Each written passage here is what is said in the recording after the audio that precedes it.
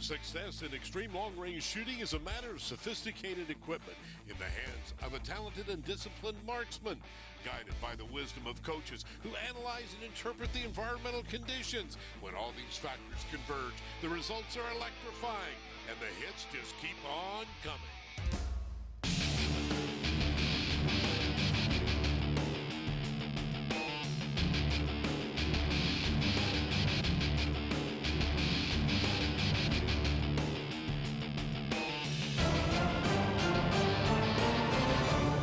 Welcome to the King of 2 Miles, presented by ZMAX. I'm Ted Jones. Joining me for today's coverage, our expert analyst, Paul Phillips. Let's take a look at what it takes to qualify right here. There are 4 targets, just under a mile. The first target, you get 5 tries. The next 3, not so much. Only 3 shots on targets 2, 3, and 4. Targets 3 and 4 are over 1 mile away. We'll take a look right now at those targets where they're located so you get an idea of what these marksmen are trying to hit. A 2-foot by 3-foot target right there, number 1, number 2, the same size target, but it moves out to 1,715 yards. Then we go over a mile, folks. Target number 3, 30 by 37 inches at 1,890 yards. And finally, the target furthest away is number 4, 1,990 yards. A long way away. Here's the way it stands so far. Derek Rogers is in the lead. He's qualified number 1. Only the top 10 get to go into the finals. Ronnie Wright is on the bubble right now with 28,410 points. We'll explain to you as the show goes along exactly how those points are gained. Here comes our first shooter right now. This is John Harris. Yeah, John's from Paulden, Arizona. He's got a 375 Chi-Tac. He's actually a gun builder, so he knows what it takes to build an accurate rifle. You got Bob Briggs and Thomas Mraz spotting for him. Let's see how they do together. He had a miss on shot number 1, so those coaches will tell him how to adjust to hit with the second shot on target number 1. Remember, he gets 5. Looked like he was high right there, Paul. Yeah, just high and to the left. If you notice the canopies and the vegetation, the wind is bucking really good right now. It's going to be difficult for these guys. But he did hit that one, made the adjustment, thanks to his coaches. Yeah, when the wind's blowing this hard, you just have to just rock and roll. When you see the hit, you have to make the correction, and you really have to be proficient and fast to get through these. And the miss looked like he was high once again, so they'll make the adjustment on shot number 5. Now, he's hit the target once, so he'll get to move to target 2. Sometimes it's hard to tell. When you shoot in several shots, you got to get a group down there. He hits another shot. That was a hit, so let's take a look at exactly how he did right now. Only 2 hits. 3 of them were high, 2 of them way off to the right-hand side of the target. But, hey, they're on the target, so he gets to move to target number 2. Yeah, with the wind picked up, it's going to be very difficult to make these shots at a mile. And the first one a miss. Yeah, just off the right, a little high. 3/10, left 4/10, or left. You hear the coach telling him, come down and to the left. Yeah, in the first plate, a lot of his shots were high. At the second plate now, some of his shots were high. Another one off to the left there, a little high. Their ballistics are a little bit off, as you can see. They're a little high on all these targets. Tough break, too. You never know when that wind's going to rise, when it's going to fall. Yep. And a miss on shot number 3. That's bad news. You know, he had problems with the wind. We talked to him about that. We just had a lot of wind shifts going on out there, and I don't know why we're getting so much vertical dispersion, but, you know, it's just up and down, so it just happens. And with that, it's my favorite part of the show, folks. We're going to the Frank Brunell Museum Gun Collection at the NRA Whittington Center, and a thing we call high caliber collections. Initial appearance, this looks like a Winchester carbine, when in fact it's not. It's actually a Colt Burgess, and it's kind of one of the unique, intriguing stories that came out of the Old West. Oliver Winchester built lever-action rifles, and he was extremely successful at it. Colt, on the other hand, was very successful at building handguns. Well, Sam Colt got a little tired of Winchester monopolizing the lever action market. So he decided he was going to hire a guy named Burgess to build Colt lever action rifles. Well, Oliver and Winchester heard about what was going on, so they said, fine, we're going to build revolvers.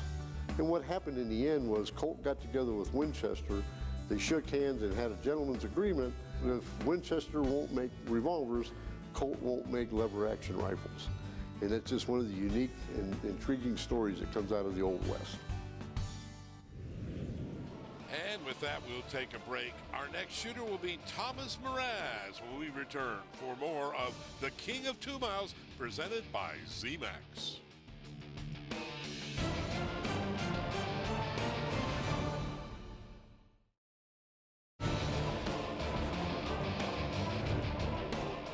The King of 2 Miles is being brought to you by Lapua Bullets, passion for precision. Blackstone with graphene by IA Coatings, innovation without boundaries. And by McMillan Fiberglass Stocks, molding the way America shoots. Welcome back to the NRA Winnington Center and the King of 2 Miles, presented by ZMAX. I'm Ted Jones, alongside our expert analyst, Paul Phillips. And let's take a look at our next shooter. There he is. His name, Thomas Mraz. Yeah, Tom's from Chino Valley, Arizona. He's shooting a 375 Chi-Tac. The wind's still kicking, Ted. And that's bad news for Thomas. Well, he missed on the first one. Now, his spotters will do their job. They'll try and give him adjustments. You really need to pick up the speed when the wind's blowing hard. You need to pick your condition, shoot fast, and the spotters have to be on the ball. Notice the dust cloud after he shoots, how fast the dust cloud is moving.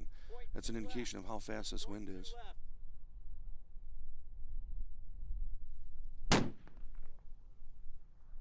There's an adjustment that worked. You saw the target swinging right there on the lower screen. Yeah, when you get a hit, you just have to keep rolling.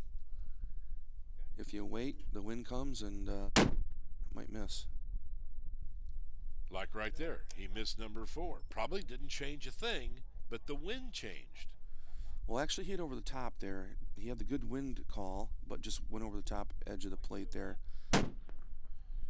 So he'll adjust down, and it worked. Coming down is what he needed, so he gets 2 hits on target number 1. Let's take a look at exactly what happened with that. Well, both hits were on target. The 3 misses were high, as you saw a little bit earlier. So let's move on now to target number 2. That's barely under 1 mile, a little further away, a little different elevation. And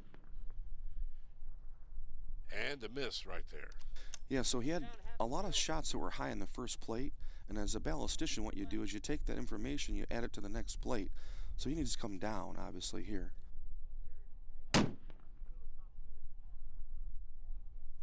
Down too much. Looked like he was low with that one, Paul. They adjusted down from the first shot. He had one up above the plate and one below the plate. Let's see if he can make that third hit here. It worked. He got it, so he'll get to move on to target number 3 right now. Nice score. He has 3 hits. That's not near enough points, but if he keeps going, he has the chance to get enough points to get in to that top 10. Yeah, they're working hard. They're digging. They're seeing the spots. They're making the corrections. They need to take what they learned from the first 2 plates and add it to this third plate and see how they do. Well, a miss on number 1. So again, they'll try and adjust. But remember, that wind is constantly changing right now. And when you're shooting a bullet 1 mile away, believe it or not, I know a bullet's small, but the wind does affect it. If you notice the dust clouds, how fast that's moving after you see the impact on the rock. The wind is kicking right now. One more shot. He has to hit on this one, or he's out. Unfortunately, barely missed. Boy, that was real close, but hey, close only counts in horseshoes. 3 hits out of 3 targets is not enough to qualify. It went pretty good. It was humbling. You know, this is my first long-range match, shooting anything past 1,400 yards. My background's more of a precision rifle series, National Rifle League background, and this is definitely something that'll bite you and get you back into it next year for sure. Shooters at this and other events rely on modern technology to keep their equipment in tip-top form. Here's Brian Loans from Motorhead Garage. Every weekend around America, there are tens of thousands of people that shoot recreationally and competitively. And as we all know, a clean firearm is a happy firearm. Believe it or not, we're talking firearms on this week's ZMAX Minute because ZMAX has a great solution to keep those firearms lubed up correctly and working right. Here with Drew, who's a competitive shooter. You use the ZMAX product, and tell me why it's so good. Absolutely. So ZMAX about 3 years ago came out with their new firearms product line. Same technology that goes into the automotive products goes into the firearm products. When I go out and I shoot competitively, I run these things to their absolute max. Whether you're shooting competitively, you're a law enforcement officer, or just a recreational shooter, it cleans, it protects, but it also soaks into the metal. What we have here, we have anything from mild to wild, from your average self-defense pistol, competition pistols, and some black sword rifles here out of Knoxville, Tennessee. Obviously, whenever we talk anything firearm, we always want to make sure that we have a safe unloaded gun, and we have checked all these to make sure, and we have no live ammunition around. But what I have here is a part out of one of the newer lines of guns on the market nowadays, pistol caliber carbine. Very dirty gun, requires a lot of cleaning, but using the ZMAX products, such as the bore cleaner and conditioner, I love to use this as a hydrocarbon displacement. What I'll do is I'll put a few drops on there, and you'll see, I mean, just from the side of the bolt, you can see it coming right off. and it just comes right off. Well, it's funny because one of the things maybe we don't think about as much is that hydrocarbon, and the fact that hydrocarbon, when the buildup is what's going to cause you problems with the actual operation of the firearm. Absolutely. Whenever we take a gun out and it doesn't function properly, that's a ruined day. So what I have here is a bolt carrier group out of a rifle that we shot about 2,000 rounds through in one weekend. Rather than starting behind the 8-ball, I started using ZMAX products early on it. You can see we have about 2,000 rounds through this bolt carrier group here. It looks like it's brand new. So the more we use these ZMAX products, the more it soaks into the metal, the easier cleanup gets, more time for practicing and competing. Fantastic, thanks, Drew.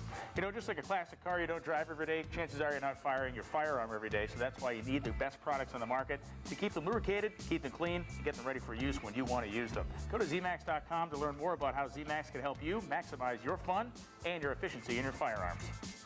Thank you, Brian. More of King of 2 Miles presented by ZMAX after this.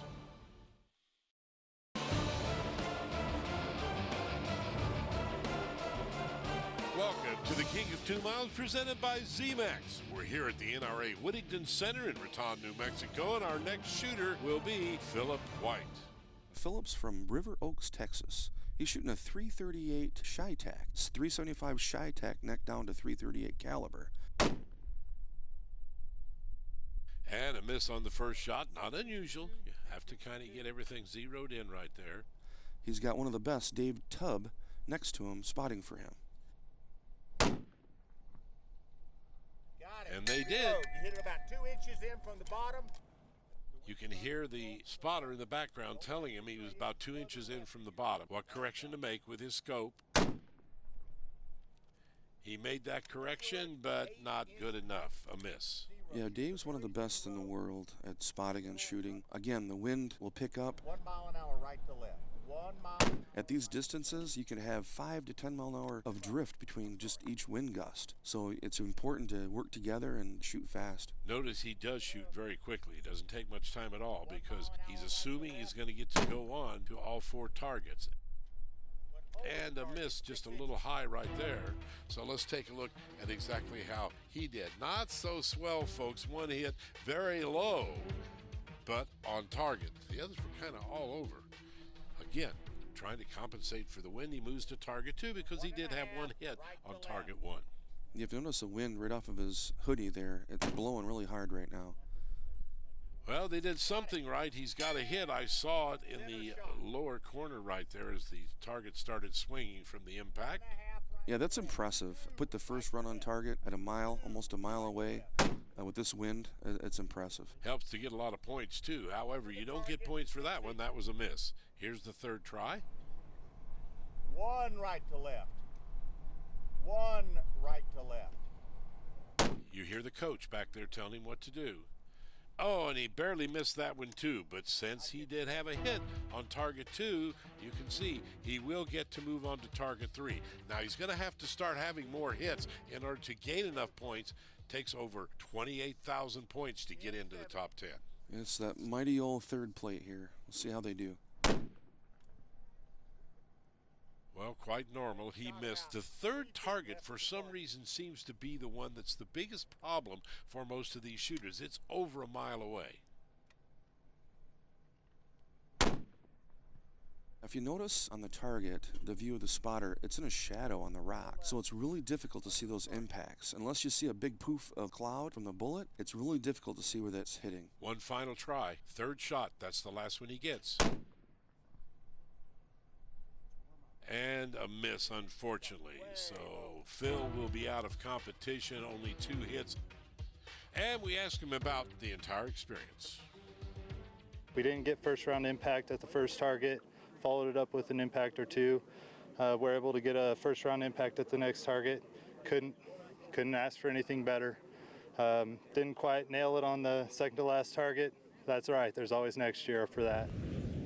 This is Mark Avakian. He'll be our next shooter. Mark's from Apache Junction, Arizona. He's shooting the .416 Barrett. He's got Robert Brantley and Barry Hamilton spotting for him. And the first shot is a miss, which is not unusual. They've got to get everything sighted in here, especially with all the wind, and that's this man's job, the spotter. Yeah, if you notice there was a cloud that just moved in, that may be presenting some of the problems here. Sometimes clouds can give you a different view through your scope. And another miss on shot number 2, but he's still got 3 more to go. On the first target, you get 5. They kind of know it's going to be tough. Look at that bipod. That's very different. Yeah, it's a little bit different bipod. It's adjustable legs independently. Sometimes it can be cumbersome if you're in a situation where you have to move fast, but they need help here. They need to make a hit on target. You saw him just adjust the scope right now. He's trying desperately to find that target. He has to have at least 1 hit, and it's not going to be shot 4. Calm down. 1 minute. Yeah, they finally have a hit on the sand where they can identify. They were really high, so they're going to come down. Hopefully they can make a hit on this last target. The spotter told him to come down. Oh, Not quite, just barely missed, but barely doesn't count, folks. 4 of those shots were way too high, and the 5th one, well, that was off to the right just a little bit. Almost hit it. And that wraps it up, folks. That's our last shooter. Let's take a look next week who we'll be covering. Here are the top 5. Derek Rogers in the lead at 48,906 points. Barely sneaking in, Ronnie Wright, 28,410 points. Our congratulations to these 10 qualifiers. We'll check in with them next week. We'll be back with more King of 2 Miles presented by ZMAX.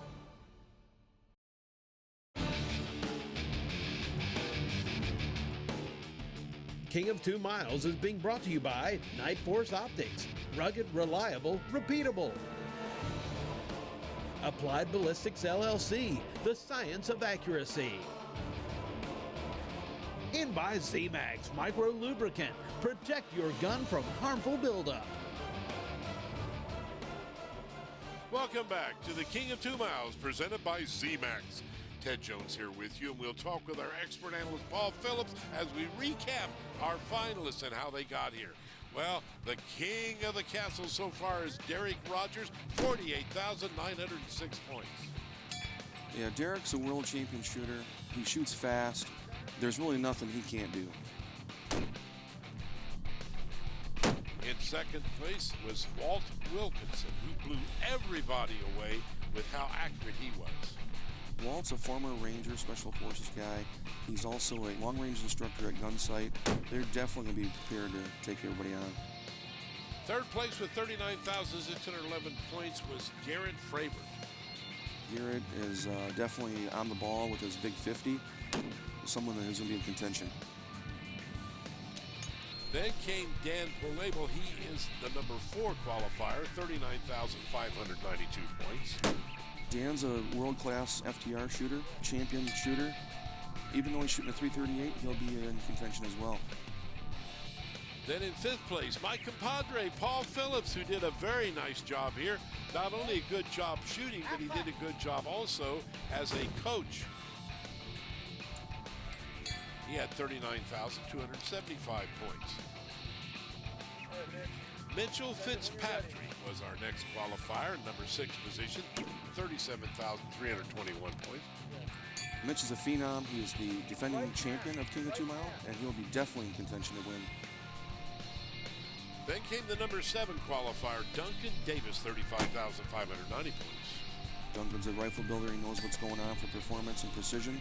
He'll be in the running for the championship.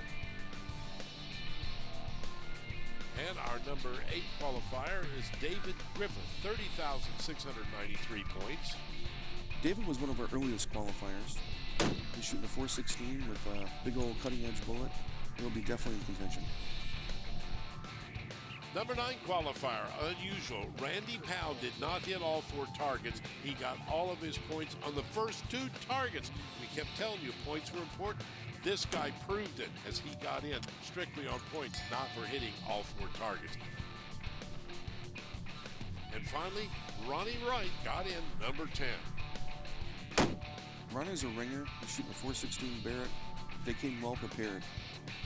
Well, that's a look at our top 10, a little bit about them and how they got here. Now, there's going to be a different format for the finals, as the King of 2 Miles technical director, Alex Kordsman, explains. You get 15 shots. If you hit the target in the first 5, then the multipliers are 5, 4, 3, 2, 1. If you don't hit it, you keep on shooting at it until you hit it. But you can only get progression out of that. You don't get any score. So if you hit it on the 6th shot, you move on to the next target, but you get 0 points for it. So if you want to get out to the 2 mile target and actually still have 5 shots, you need to get at least one of your first 5 shots on each target to go on. The biggest difference, the last target is 2 miles away. That's why we're going to crown the King of 2 Miles. I'm Ted Jones. For Paul Phillips, see you next week with the finals. Don't miss it.